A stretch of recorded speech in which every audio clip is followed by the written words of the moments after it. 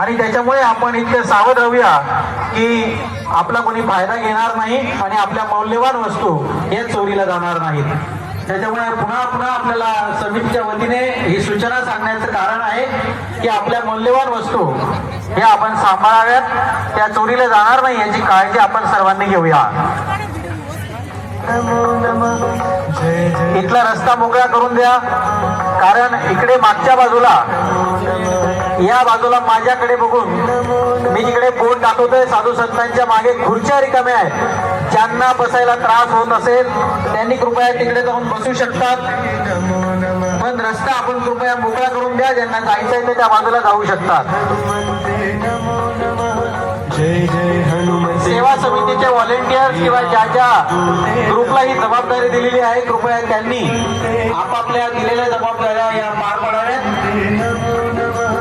ही विनंती आहे, सगळ्यांनी बसून घ्या, सगळ्यांनी बसून घ्या। आपल्याला पोलीसही सांगतायत की बसून घ्या, तर कृपया बसून घ्या। महाराज आले की आपल्याला सगळ्यांना कळणार आहे। स्क्रीन घ्या, बसून घ्या, बसून घ्या।